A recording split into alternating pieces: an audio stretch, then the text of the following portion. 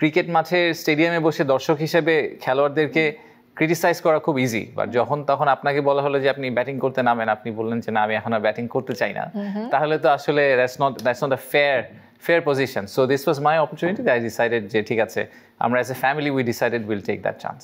Okay, so আমার পরের question আসলে এটাই ছিল যে গ্যালারিতে বসে কি দেখেছিলেন আর মাঠে নেমে কি দেখছেন? হিউজ ডিফারেন্স আমার। তবে খুব আগ্রহ মানুষের যে আপনার কাছে যখন বলা হলো যে বাংলাদেশে আসবেন, বিকজ আপনি দেশের বাইরে একটা খুব ভালো চাকরি করছিলেন, কাজ করছিলেন নিজের মতো, নিজের পছন্দের কাজ, এবং বাংলাদেশের মোটামুটি সবচেয়ে রিস্কি সময় যেটা টালমাটাল অবস্থা, সেই সময় এসে এরকম একটা ইম্পর্টেন্ট জায়গায় যখন বসতে বলা হলো, আপনার কি ভয় করেনি নাকি ওই স্কাই ডাইভিং এর মতোই চ্যালেঞ্জটা নিতে চেয়েছেন? কি মনে হচ্ছিল তখন? জি, ভেরি ইন্টারেস্টিং কোয়েশ্চেন। আসলে দেখেন, যারা দেশের বাইরে থাকে স্পেশালি, আমার মনে হয় তাদের দেশের জন্য কিছু করার আকাঙ্ক্ষাটা বা আর্জটা আরও অনেক বেশি থাকে, কারণ বাইরে থাকলে দেশকে সবাই আরও অনেক বেশি মিস করে। আমি পার্টিকুলারলি মানে আমার ব্যাকগ্রাউন্ডটা আমি জানি না, অনেকে হয়তো জানেন যে আমি সামরিক বাহিনীতে বড় হয়েছি, আমার বাবা সামরিক বাহিনীতে ছিলেন, সো তারপর ক্যাডেট কলেজে ছিলাম, ঢাকা ইউনিভার্সিটিতে পড়ালেখা করেছি, সো আমার কাছে স্কলারশিপে পড়ালেখা করেছি। আমার কাছে মনে হয় যে আমি একেবারেই দেশের খেয়ে বড় হওয়া ছেলে, সো দেশকে কিছু দেওয়ার ইচ্ছা সবসময়ই ছিল। সুযোগ তো হয় না সবার, বাট আমার কাছে মনে হলো যে এরকম একটা সুযোগ পাওয়া গেছে, এটা তো as an opportunity to give back and opportunity to national service. সাথে সাথে অনেকগুলো ফ্যাক্টর তো আসলে চলে আসে, বিকজ ফ্যামিলির ব্যাপার আছে। আমার ওয়াইফের একটা আনউইভারিং সাপোর্ট ছিল পুরো ব্যাপারটাতে।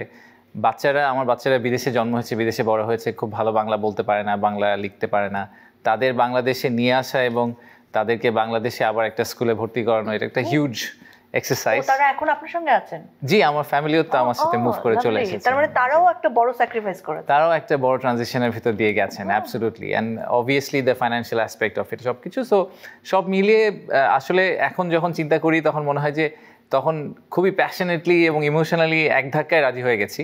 অত ডিপলি চিন্তা করলে হয়তো চিন্তা বাড়বে। Primacy in build. German technology, Bangladesh's first thermix rod. Salam Steel Thermax.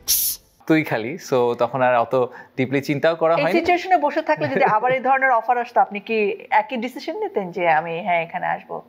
একই ডিসিশন নিতাম, at the end of the day একই ডিসিশন। অনেকে হয়তো নিবেন না, কিন্তু আসলে আমাদের জীবনে এরকম অপরচুনিটি হয়তো একবারই আসবে যে দেশকে কিছু দেওয়ার, এবং এটা তো আমাদের generational opportunity as a country as well. So এবার যদি কিছু হয় তাহলে হবে, এরকম অনেকেই বলেন যে এই পপুলেশন এখন যেই স্টেজে আছে, আমাদের ইকোনমি এখন যেই স্টেজে আছে, দি ইউথ উই হ্যাভ, এই ধাক্কায় যদি আমরা দেশকে একটা ডিফারেন্ট ট্র্যাজেক্টরিতে নিয়ে যেতে না পারি, তাহলে কিন্তু অনেক ফেইল স্টেটের মতো আমাদের অবস্থা হয়ে যেতে পারে। সো আমার কাছে মনে হয়েছে যে আমি এটা আগে একটা অ্যানালজি করেছিলাম, সেটা আমার কাছে খুব, আমি এখন আবার করতে চাই, সেটা হচ্ছে যে ক্রিকেট মাঠের স্টেডিয়ামে বসে দর্শক হিসেবে খেলোয়াড়দেরকে ক্রিটিসাইজ করা খুব ইজি, বাট যখন তখন আপনাকে বলা হলো যে আপনি ব্যাটিং করতে নামেন, আপনি বললেন যে না আমি এখন আর ব্যাটিং করতে চাই না, তাহলে তো আসলে that's not a fair position. So this was my opportunity that I decided যে ঠিক আছে আমরা as a family we decided we'll take that chance. Okay, so আমার পরের কোশ্চেন আসলে এটাই ছিল যে গ্যালারিতে বসে কি দেখেছিলেন আর মাঠে নেমে কি দেখছেন?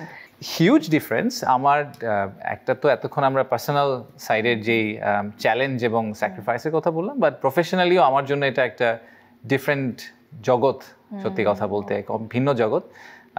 প্রাইভেট সেক্টর আর সরকারের মধ্যে কাজ করার ব্যাপারটা অনেকটাই আলাদা।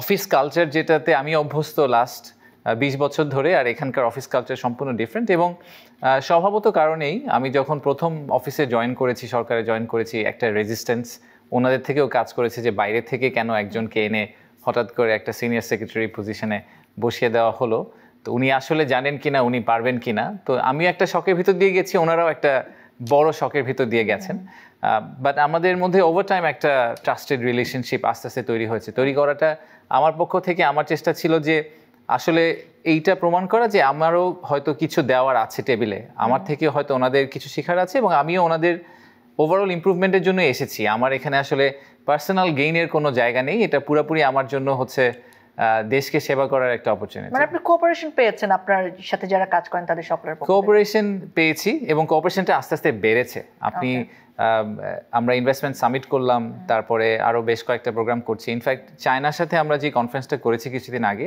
ইনভেস্টমেন্ট সামিটটাতে আমরা খুব হ্যান্ডস অন ছিলাম, আমিও খুব হ্যান্ডস অন ছিলাম।